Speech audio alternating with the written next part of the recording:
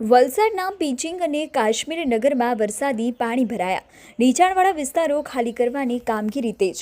વલસાડ જિલ્લામાં સતત વરસી રહેલા ભારે વરસાદના કારણે શહેરના અનેક વિસ્તારોમાં જળબંબાકાર જેવી સ્થિતિ સર્જાઈ છે। ખાસ કરીને વલસાડના પિંચિંગ વિસ્તાર તેમજ કાશ્મીર નગરમાં વરસાદી પાણી ભરાઈ જતા સ્થાનિક લોકોને ભારે હાલાકીનો સામનો કરવો પડી રહ્યો છે। પાણીના સતત વધતા સ્તરને કારણે લોકો દૈનિક અવરજવર માટે પણ મુશ્કેલી અનુભવી રહ્યા છે।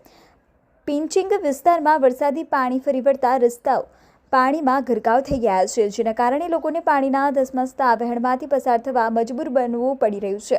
પરિસ્થિતિની ગંભીરતાને ધ્યાનમાં રાખીને વલસાડ નગરપાલિકા દ્વારા પિંચિંગ પરથી અવરજવર માટેનો માર્ગ તાત્કાલિક અસરથી બંધ કરી દેવામાં આવ્યો છે। તંત્ર દ્વારા લોકોને જરૂરી ન હોય તો બહાર ન નીકળવાની પણ અપીલ કરવામાં આવી છે। બીજી તરફ કાશ્મીર નગર વિસ્તારમાં પણ વરસાદી પાણી ઝડપથી ભરાતા રહેણાંક વિસ્તારો જોખમમાં મુકાયા છે। પાણી લોકોના ઘરોમાં પ્રવેશી જાય તેવી સ્થિતિ ઊભી થતાં તંત્ર દ્વારા તાત્કાલિક વિસ્તાર ખાલી કરવાની કાર્યવાહી હાથ ધરવામાં આવી છે। સ્થાનિક રહીશોને સલામત સ્થળોએ ખસેડવા માટે નગરપાલિકા, ફાયર બ્રિગેડ અને પોલીસ વિભાગની ટીમો સતત કાર્યરત છે। વલસાડ નગરપાલિકા દ્વારા નીચાણવાળા વિસ્તારોમાં રહેતા લોકોને સાવચેત રહેવા તેમજ જરૂર પડે ત્યાં સ્થળાંતર કરવા માટે જાહેર સૂચનાઓ પર પણ પ્રસિદ્ધ કરવામાં આવી છે। શહેરના સંવેદનશીલ વિસ્તારોમાં ફાયર બ્રિગેડ અને પોલીસની ટીમોને તૈનાત કરવામાં આવી છે, જેથી કોઈપણ ઇમરજન્સી સ્થિતિમાં તાત્કાલિક મદદ પહોંચાડી શકાય। આ ઉપરાંત વલસાડ શહેરને અડીને આવેલા લીલાપુર ગામમાં પણ ભારે વરસાદના કારણે પાણી ભરાવાની સમસ્યા સર્જાઈ છે।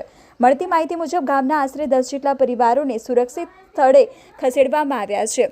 તંત્ર દ્વારા સ્થળાંતર કરાયેલા પરિવારજનોએ જરૂરી સુવિધાઓ ઉપલબ્ધ કરવા માટે પણ વ્યવસ્થા કરવામાં આવી છે। હાલ સમગ્ર જિલ્લામાં વરસાદી પરિસ્થિતિ પર વહીવટી તંત્ર સતત નજર રાખી રહ્યું છે। આગામી દિવસોમાં વધુ વરસાદની શક્યતાઓને ધ્યાનમાં રાખીને લોકોને સતર્ક રહેવા, તંત્રની સૂચનાઓનું પાલન કરવા અને જોખમી વિસ્તારોમાં અવરજવર ટાળવા અપીલ કરવામાં આવી છે। રાતથી અત્યાર સુધીમાં લગભગ 11.5 ઇંચ જેટલો વરસાદ પડ્યો સિટીમાં અને ધરમપુરના ઉપરવાસમાં ભારે વરસાદ પડી રહ્યો છે। એને લઈને પિંચિંગ તથા કાશ્મીર નગરમાં પાણી ભરાવાની શક્યતા છે।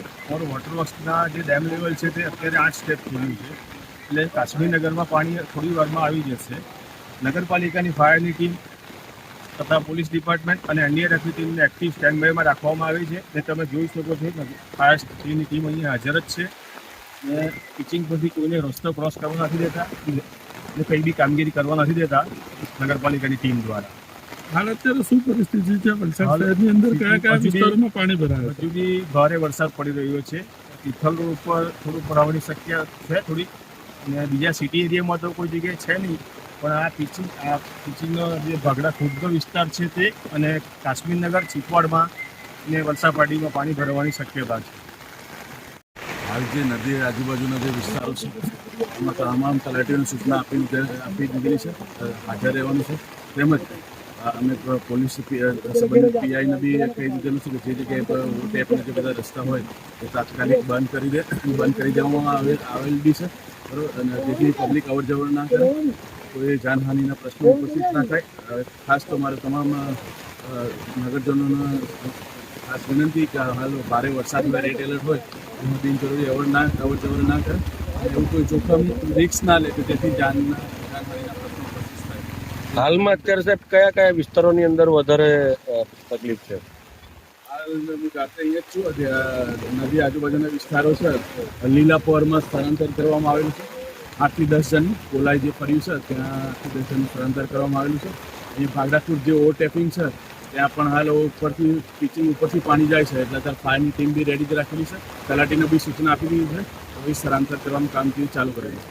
હનુમાન બાગડામાં અને એમાં શું પરિસ્થિતિ છે?